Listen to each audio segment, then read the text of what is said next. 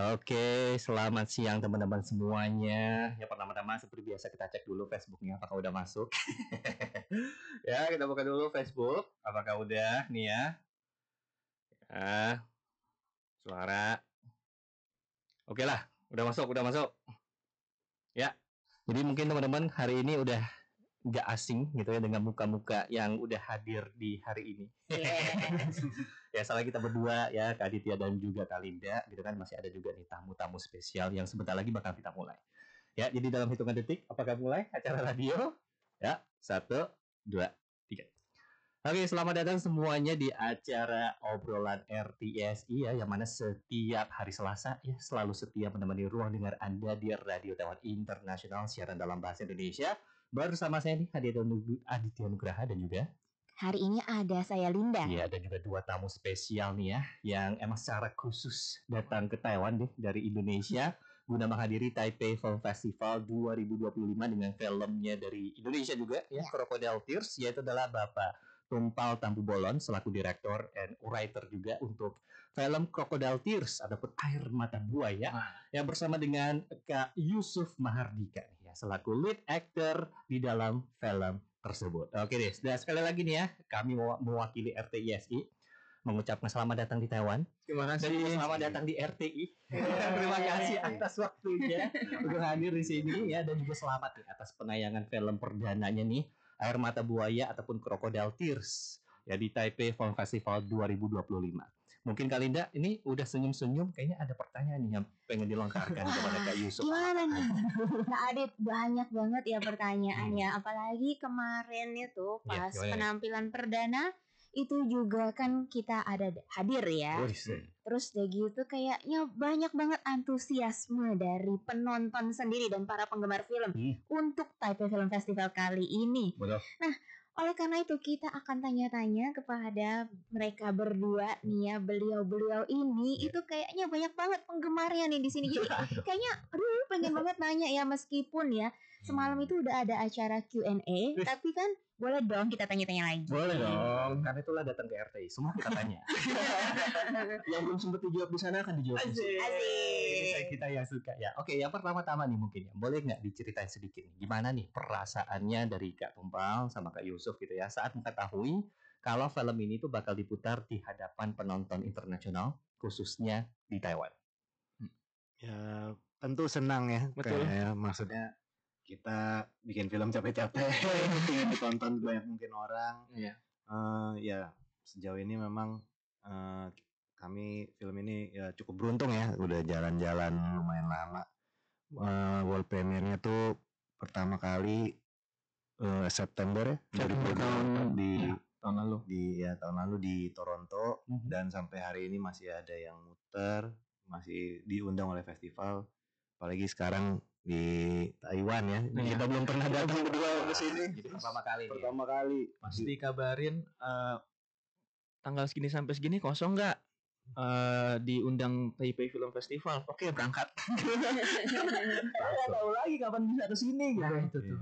Ya namanya jodohnya emang udah datang ya kata orangnya. Terus juga ya antusias. Ya maksudnya akhirnya senang banget melihat penonton di sini juga antusias sama merespon film kami. Jadi menyenangkan sekali lah. Oke. Kemudian kalau boleh tahu nih ya, apa nih arti dari keikutsertaannya nih dari Kak Tumpal sama Kak Yusuf ya, dalam kategori yang namanya Visi Selatan Baru untuk Taipei Film Festival 2025 ini, bagi Kak Tumpal sama Kak Yusuf secara pribadi dan juga profesional ya, apa nih arti keikutsertaannya nih kali ini datang ke Taiwan? Kalau ya ini memang program, setahu saya program baru ya, mungkin baru tahun ini kali ya, Southbound Vision ini dibuat. Ya tentu merasa terhormat dan senang karena ya jadi film-film ada seingat saya 5 ya. 5 film yang diundang ini memang yang merepresent region Asia Tenggara dan Asia Selatan salah satunya. Jadi ya film-film yang terbaik yang merepresentasikan tiap negara di region itu. Jadi kalau kami masuk di situ ya senang sekali ya, berarti betul. Kalau buat karir ya mudah-mudahan ada artinya secara karir buat saya, cuman saya senang aja sih kita udah ada ya maksudnya menjadi representasi dari Indonesia gitu. Ya kami berdua sih pasti ngerasa happy dan senang banget lah gitu, karena ternyata film kami yang kita bikin di kampung kecil bisa bertemu dengan penonton sebanyak ini, terus bisa masuk ke section yang baru dibikin ini. Jadi ya happy lah pasti.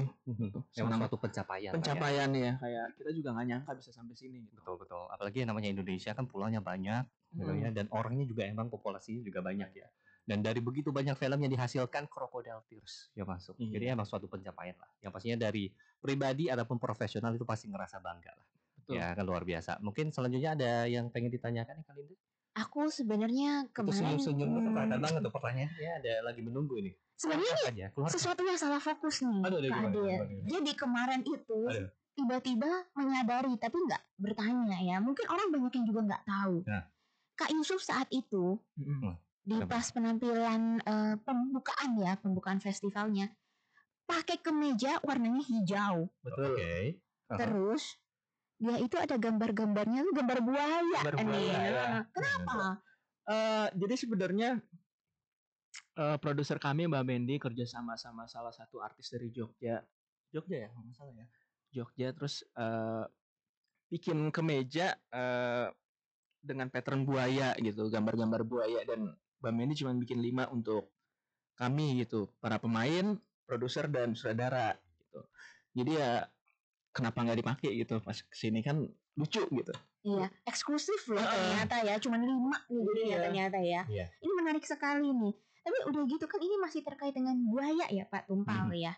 Si buaya-buaya yang banyak itu di Taman Buaya ini, itu kan kalau kita dengar-dengar ya, ini jadi bagian dari proses pembuatan filmnya itu selama bertahun-tahun gitu ya.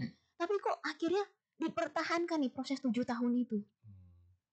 Ya karena emang pingin banget bikin film ini gitu. Jadi 7 tahun itu sebenarnya proses menulisnya sendiri nggak setiap tahun gitu nulis, nggak setiap hari nulis juga. Tapi cara kita mendapatkan dana sebenarnya membutuhkan waktu 7 tahun, karena ini film koproduksi dari 4 negara ya, Prancis, Jerman, Singapura, dan ya tentu Indonesia gitu.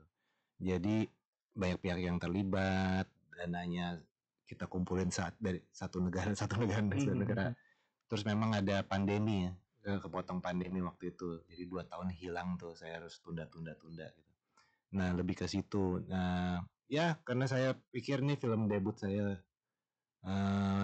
film pertama saya ya, jadi saya memang dari dulu pingin banget bikin film ini. Sebenarnya kalau proses 7 tahun mimpinya mungkin udah dari pertama kali saya kerja di industri film, jadi mungkin udah 14 tahun kali mimpinya gitu.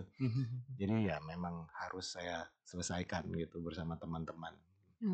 Sebelumnya mungkin saya potong dulu ya. Mungkin teman-teman tadi yang ketika udah mendengar yang namanya Air Mata Buaya, biasanya itu pikirannya itu bakal mengarah ke cowok-cowok yang emang ya gimana saya sebagai cowok gimana ya kurang lebih seperti itu. Tapi untuk film ini bukan terkait cowok yang emang gimana playboy mungkin ya teman-temannya, tapi melainkan antara yang nama seorang ibu yang emang overprotective ya terhadap anaknya gitu ya, kurang lebih seperti itu. Dan untuk sisanya mungkin dari Kak Toma atau mungkin dari Kak Yusuf mau nggak berbagi sedikit mungkin secara singkat terkait film ini, kemudian apa yang pengen disampaikan kepada para penonton gitu loh.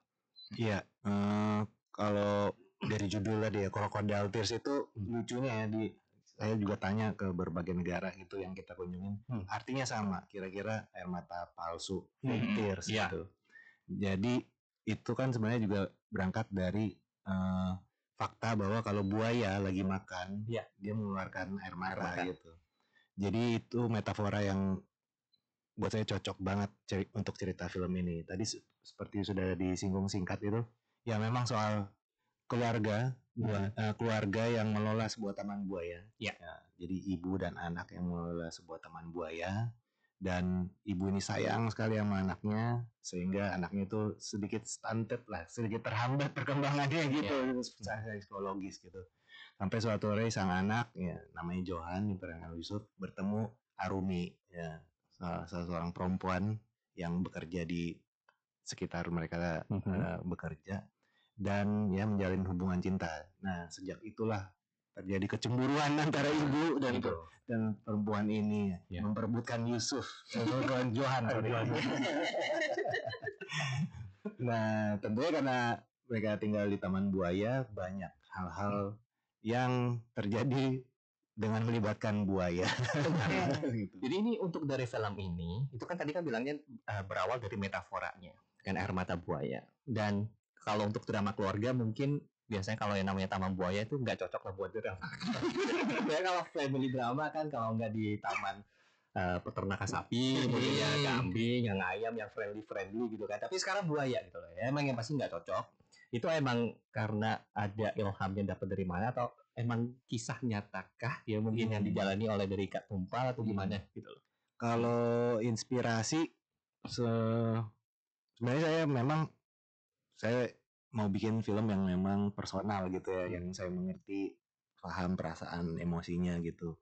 Cuman ya saya nggak mau bikin autobiografi saya gitu ya. Jadi saya paham apa yang mau saya explore yaitu cinta, tapi saya lagi waktu itu mencari bentuknya kira-kira seperti apa ya, kan drama cintaan banyak banget ya. Drama cinta drama keluarga juga banyak banget gitu. Nah waktu itu saya nonton dokumenter soal buaya gitu. Langsung muncul boleh juga. Ada adegannya tuh induk buaya itu lagi di sungai gitu mau melindungi anaknya. Jadi waktu itu anaknya dimasukin ke dalam rahangnya gitu. Wah mau dimakan ini anaknya gitu. Enggak, ternyata dilindungin itu caranya dengan dimasukin ke dalam rahangnya. Buat saya image-nya tuh kuat banget ya. Jadi kayak ada campur aduk gitu perasaannya itu sayang tapi kok juga ngeri gitu ya. Kayak sedikit lagi bisa tergigit remuk gitu rahangnya, tapi kok bisa lembut. Nah waktu saya pikir mungkin cinta kayak gitu. Nah cinta ibu anak itu bisa kayak gitu kali ya.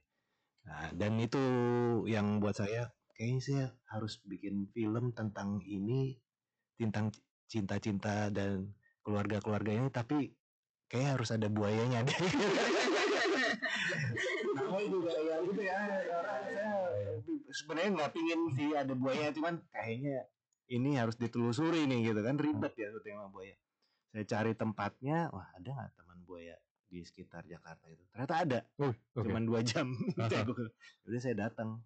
Itu mungkin kira-kira 8 tahun lalu gitu, saya datang tempat itu, saya lihat taman buayanya, terus bilang, kayaknya saya nggak gila, bisa deh bikin film ini. Ini menarik banget nih Pak. Terus gitu ya, tapi aku juga jadi penasaran kan, ketika ke Taman Buaya gitu ya, kok kalian bisa gitu, ini buaya-buaya ini, terus udah gitu para pemain selama 7 tahun gitu berkecimpung sama para buaya gitu ya, maksudnya buaya asli gitu. Jadi terus bahkan Yusuf sendiri, kita agak sedikit spoiler ya teman-teman ya, Yusuf itu ada pegang buaya. Perasaannya gimana saat itu? Ya deg-degan karena ya buaya, ya kita tahu lah buaya kan binatang buas ya, kita nggak tahu pergerakannya gimana. Cuman yang kita pakai untuk syuting adalah buaya emang peliharaan dan emang punya animal wrangler juga, jadi sudah dipastikan aman lah gitu. Emang perlu adaptasi aja biar tahu gimana cara megang yang benar, terus gimana cara ngasih makan. Jadi ya alhamdulillah selama proses syuting tuh nggak ada kejadian apa-apa gitu. Untungnya ya. Keren sih. Nah kalau yang tadi kan terkait ya namanya buaya asli gitu kan ya. Dan sekarang ini Kak Aditya bakal nanya terkait ya namanya karakter nih di dalam film itu ya. Sebagai karakter Johan gitu kan, yang di mana di dalam air mata buaya itu yang memang mengalami tekanan emosional yang enggak ringan. Betul ya. Nah sebagai faktor gimana nih dari Kak Yusuf itu membangun yang namanya lapisan emosi dari karakter ini itu agar tetap jujur gitu ya, dan juga menyentuh gitu loh, apalagi dalam banyak adegan yang emang kayak minim dialog gitu. Jadi gimana dari Kak Yusuf gitu? Sebenarnya ini salah satu karakter yang lumayan challenging selama karir aku. Bahkan bisa dibilang paling challenging ya, karena lumayan setelah baca skripnya pertama kali, lumayan karakternya tuh layernya banyak. Mereka punya perasaan-perasaan yang rumit untuk dijelaskan gitu. Dan ya emang Mas Tumpal tuh dari awal mau gimana caranya Johan penonton ngeliat matanya aja tuh udah kayak oke ini anak nyimpen banyak emosi. Iya betul. Terus gimana ya cara bikin biar aku bisa mencapai di titik itu gitu ya. Akhirnya ya mencoba beberapa metode acting yang udah aku pernah pelajari, nyari mana yang cocok, dan ya akhirnya alhamdulillah bisa mencapai titik emosi itu gitu. Lu gak tahu kan gue tuh nyewa kosan 2 minggu sendiri di sana. Baru tahu nih. Emang aku baru ingat ada cerita itu. Jadi aku sempat 2 minggu rental kosan sendirian di situ buat ngerasain Johan tuh lonelynya kayak gimana sih. Dia hidup emang sama ibunya, cuman dia kan ngerasa kesepian gitu. Gak punya teman, cuman ngurusin buaya dan ibunya gitu. Jadi aku butuh perasaan itu gitu. Caranya ya lewat itu tadi, aku sendiri rent kosan, terus ya hidup sendiri aja 2 minggu di situ. Luar biasa. Dedikasinya. Makan sendiri, bikin sendiri gitu ya. Kalau kelaparan ya udahlah, nggak usah makan, besok aja gitu. Wah, demi film ini teman-teman ya. Ini merasapi peran karakter Johan satu ini ya. Jadi nggak nyuri ya, itu dia sendiri. Ya itu itu bentuk kayak dedikasi lah. Ya, dedikasinya. Dedikasi sebagai aktor. Mungkin kita spoiler dulu bentar ya. Itu penayangan untuk yang di Air Mata Buaya yang di Taipei di Taiwan itu kapan tanggalnya? Masih sisa 1 kali lagi ya. Kapan nih? Hari Senin tanggal 30 Juni 2025. Catat, jadi Senin. yang ini juga wajib untuk ditonton nih buat teman-teman semua yang kemarin belum nonton ya, padahal udah tayang 2 kali. Betul. Dan ini mungkin kayak lelucon bentar lah gitu ya. Mungkin dari Kak Tumpal pas lagi mau nyari casting karakter utama yang itu, ketika itu langsung munculkah di benak pikirannya, oh harus si Kak Yusuf nih gitu, ataukah kayak ada emang casting khusus gitu buat nyari karakter utamanya? Karena kan untuk film ini yang tadi seperti Kak Yusuf bilang itu banyak lapisan emosi yang terkadang itu yang emang banyak lapisan emosi di dalamnya gitu kan, yang emang harus gimana ya, dari mata itu harus berbicara terkadang gitu kan ya, bukan cuma dari acting ataupun badan ataupun perkataan. Dan gimana tuh cara castingnya, atau emang secara khusus pilih Kak Yusuf atau gimana tuh? Casting sih. Casting, jadi untuk semua perannya tuh kita casting, dan ya mungkin setahun saya casting. Lumayan panjang. Ya. Saya memang ya bukannya ribet, tapi memang cara saya casting juga tegas ya? Enggak tegas, saya mulai justru kayak kenalan dulu. Jadi emang agak panjang prosesnya, setahun. Jadi saya nggak langsung ngasih skrip. Belum ngasih skrip. Belum, saya ajak nongkrong dulu, ngopi. Terus dari situ saya bisa lihat nih orang cocok nggak untuk film ini. Jadi kala itu pas lagi ngobrol, pas lagi ngopi, nggak pernah sebut kata-kata buaya di dalam itu. Enggak. Jadi kaget nggak? Buaya asli kayak ya, kalau aku kan memang lumayan berteman lama sama Mas Tumpal gitu. Aku tahu bahwa film ini akan dibuat gitu. Ya, Mas Tumpal akan bikin film ini, dan aku juga nggak mikir aku akan main di situ. Cuma diajakin nongkrong aja, ngopi, ngobrol segala macem. Terus beberapa hari kemudian kayak mau casting nggak buat film gue, kayak film lo yang buaya itu. Iya. Ya udah deh, coba aja dulu gitu. Iya. Tapi tetap lah ya. Tetap berani ya, meskipun ini sentuh buaya. Dan itu beneran ada adegannya. Jadi bener-bener keren banget nih. Nah, gitu loh. Mungkin untuk terkait karakter Johan lagi nih, ada pertanyaan yang pengen saya tanyakan. Karena untuk karakter aktris yang lain itu ada Kak Marissa Anita, yang mana waktu itu kayak memerankan sosok ibu. Ya emang tadi sesuai dengan filmnya yang overprotective menjaga anaknya, karena takut anaknya kalau di luar ketemu siapa itu bakal merusak dia. Namanya ibu, rasa sayang ibu emang sebegitu dalamnya. Jadi ketika beradu acting gitu ya dengan Marissa Anita yang memerankan sosok ibu itu dengan kepribadian yang kuat gitu kan ya, dan juga kompleks. Nah, kompleks ini penting nih, kompleks ya. Bahkan tidur juga harus begitu nih, sesuai di foto ya. Kurang lebih seperti itu ya. Emosi dalam melindungi seorang anak yang disayangi oleh dirinya.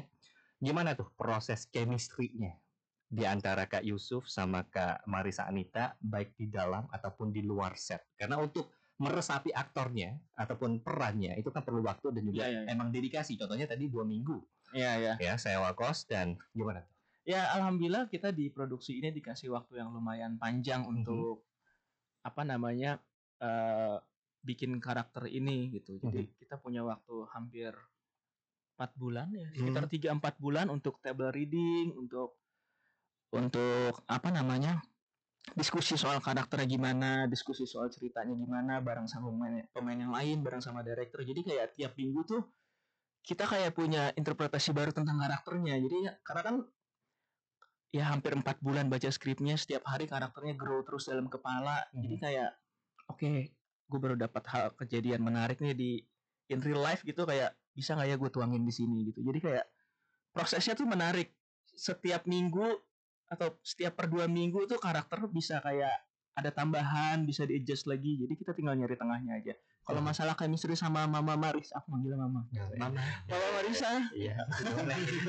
Aku tuh udah kayak nganggap dia ibu udah, karena entah kenapa dari awal kami ketemu sampai proses reading, sampai proses syuting, sampai film selesai, kayak entah kenapa bonding kita tuh kayak Tetap kuat ya.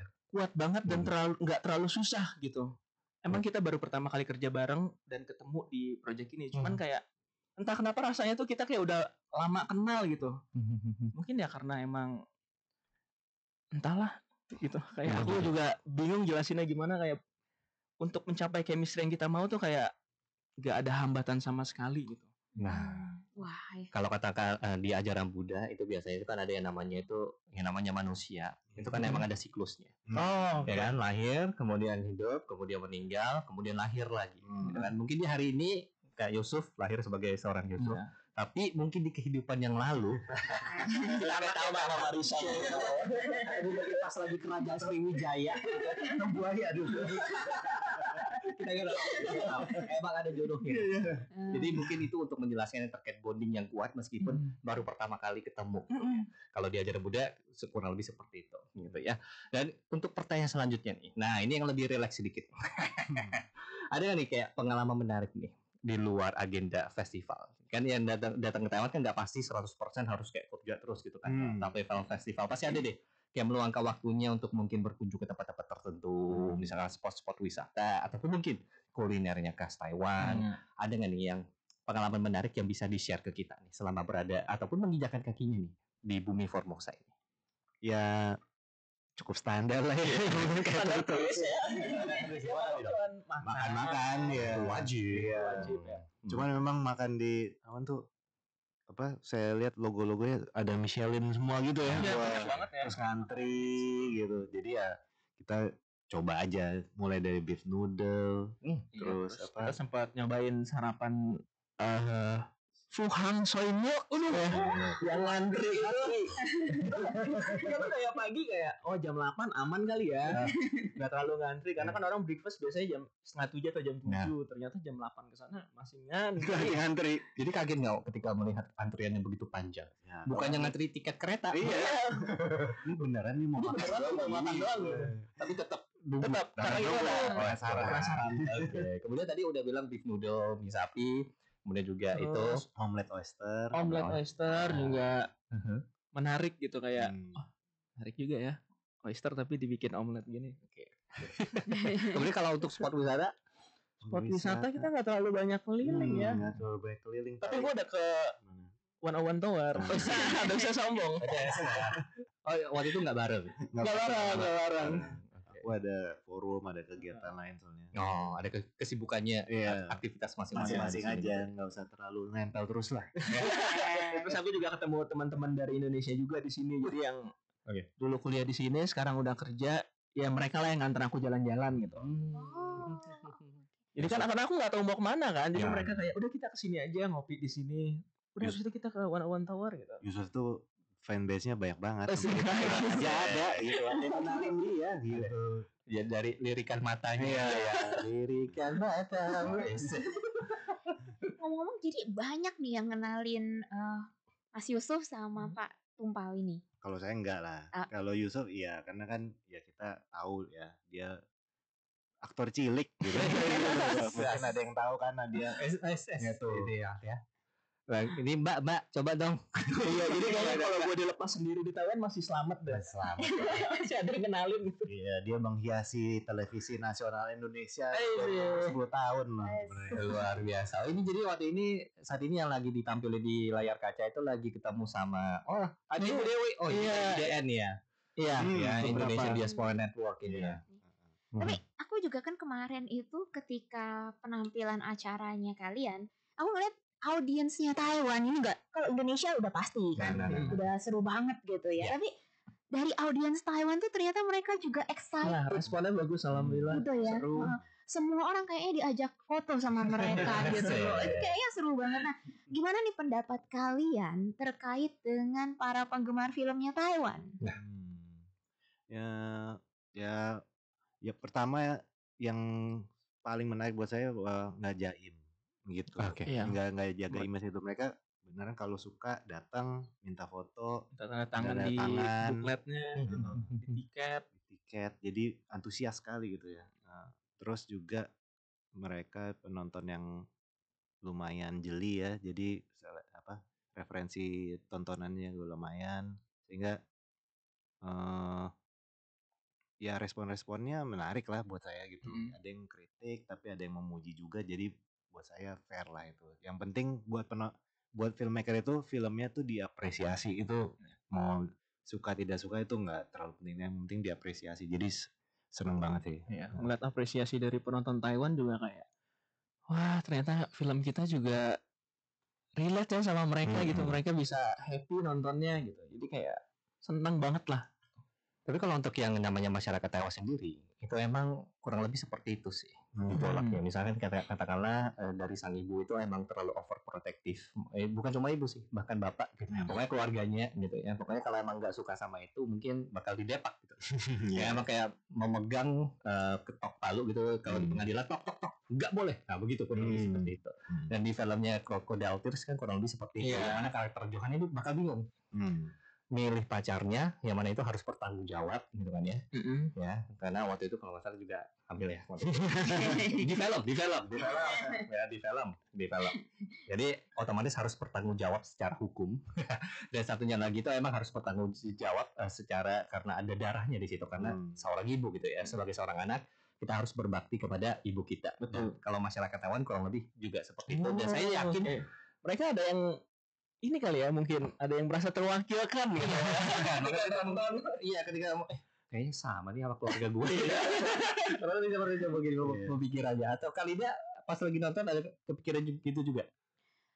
Kalau saya pribadi, kalau ketika acara screening gitu ya, ketika penayangan acara tersebut, ada beberapa hal gitu yang menarik perhatian saya. Nah, gimana nih? Ya, masa harus spoiler? Boleh nggak? 30. Iya, tapi banyak hal-hal yang menarik juga sih ketika saya nonton acara tersebut gitu ya, film tersebut tepatnya. Dan itu juga dibahas juga dalam dialog-dialog yang sempat ada gitu kan, karena ini festival ini kan ada beberapa dialog juga nih. Tapi kemudian gitu ya, menarik sekali karena kan film ini sendiri tampil di berbagai festival film internasional lainnya, bahkan kemarin aja kan juga ada Shanghai juga ada juga kan, terus dari gitu Busan juga ada, terus dari gitu Toronto yang pertama. Nah, tapi kemudian untuk kedepannya dalam karirnya Pak Tumpal sendiri, terus dari gitu dalam karirnya Mas Yusuf sendiri, apa nih yang pengen kalian lakukan ke depannya, dan ada cita-cita lain nggak sih yang pengen dicapai gitu? Atau mungkin Air Mata Buaya season 2 di Taiwan, Formosa. Ini aktrisnya boleh. Agak Pak. Lanjut, Pak. Kalau ya tentunya saya mau berharap masih bisa bikin film lagi, jadi film kedua lah ya. Kapannya ya mudah-mudahan nggak 7 tahun lagi ya, bisa kayak lebih cepat gitu. Amin. Siapa yang main? Tetap casting sih. Tenang aja, nanti dikontak ya, tapi casting. Seperti itu. Saya sendiri sebenarnya bekerjanya lebih sering tuh menulis skenario. Jadi sejauh ini saya udah ada kayak 6 film panjang, mungkin yang, dan saya ya nulis berbagai genre. Terakhir juga film horor gitu, Susana, Malam Jumat Kliwon, saya yang nulis. Jadi sebagai penulis skenario ya nulis aja terus, tapi kalau sebagai sutradara saya mau bikin film yang juga personal lagi-lagi dan Kerbau. kalau ada hewannya lagi mungkin. Tapi ya jangan hewan buas ya, yang lucu kayak anjing, kucing. Anjing nggak bisa diajak acting kalau anjing. Mungkin koala gitu, jangan susah koala ya. Air mata panda. Air mata panda mungkin ya. Ya seperti itu. Oke. Kalau dari Kak Yusuf nih. Ya kalau aku ya yang pasti akan di film terus ya. Semoga gitu, dan mungkin untuk kedepannya aku sih juga akan bercita-cita jadi director. Ya semoga bisa kesampaian juga lah bikin film panjang gitu kayak Mas Tumpal. Amin. Ya mungkin aminin. Entah kapan, karena ya aku masih fokus di aktor dulu sampai sekarang, sampai ke depannya. Jadi ya semoga suatu saat bisa bikin film panjang juga sih. Ya, yang pasti kita aminkan nih. Amin. Kita dari RTI ya, kita aminkan, dan jika emang ada kesempatan lagi, wah, datang ke Taiwan lagi gitu ya. Jangan lupa dengan meja panjang persegi gini ya, dengan logo Radio Taiwan Internasionalnya. Ini juga udah menjadi saksi bisu. Ya dari Kak Yusuf yang bilangnya mau jadi sutradara juga, dan juga Kak Tumpal yang pengen. Oh iya kan? Ada videonya. Ini barang bukti. Tagih loh ya, saksi bisu di sini ya. Dan juga mungkin dari Pak Tumpal ya, nanti mungkin bakal ada film-film lainnya, Air Mata Buaya season 2 atau season 3. Kita tunggu aja yang pastinya. Dan karena masalah waktu juga nih, ya Kak Tumpal sama Kak Yusuf, ada nggak nih kata-kata yang pengen disampaikan kepada teman-teman kita yang saat ini sedang menyaksikan di layar kaca handphone ataupun komputernya ataupun televisi yang ada di rumah? Ada yang pengen disampaikan kepada teman-teman Indonesia yang ada di Taiwan khususnya nih? Mungkin dari Pak Tumpal dulu. Kalau saya tentunya ya tolong tonton Air Mata Buaya Crocodile Tears tanggal 30 ya, 30 Juni masih ada satu pemutaran lagi. Semoga filmnya bisa diterima dan menjadi film yang menyenangkan buat teman-teman. Menyenangkan Si nontonnya benar. Ya, film ini menyenangkan aja. Ya aku juga mau ngingetin sama kayak Mas Tumpal, film kami masih bisa ditonton tanggal 30. Semoga apa yang kami buat, apa yang kami kerjakan ini bisa jadi hal yang membanggakan buat Indonesia lah gitu. Jadi silakan ditonton. Semoga sempat dan sehat-sehat lah buat teman-teman semua yang ada di sini. Luar biasa. Sekali lagi nih yang sangat penting, tanggal 30 Juni. Di mana lokasinya? Di spot Huasan Taipei. Betul, naik MRT ke Zhongxiao Xinsen, jalan bentar, udah sampai. Itu juga spot bisa dibilang untuk bisa lihat banyak pameran di sana. Ya bahkan kayak pameran Doraemon juga masih berlangsung kan ya. Jadi abis nonton, lihat Doraemon atau lihat Doraemon dulu, baru itu nonton ataupun makan di sana. Ada restoran juga, ngopi boleh ya, sekalian nunggu jam tayangnya itu tiba. Jadi ingat sekali lagi 30 Juni, Air Mata Buaya Crocodile Tears di spot Huasan. Oke, dengan berakhirnya kata-kata terakhir dari Kak Tumpal sama Kak Yusuf ya, maka berakhir pula nih acara obrolan RTIFI ya, yang sangat spesial. Sekali lagi terima kasih udah menyempatkan waktunya untuk datang ke RTI. Ya, kita sampai jumpa dulu di lain kesempatan ya teman-teman. Bye bye.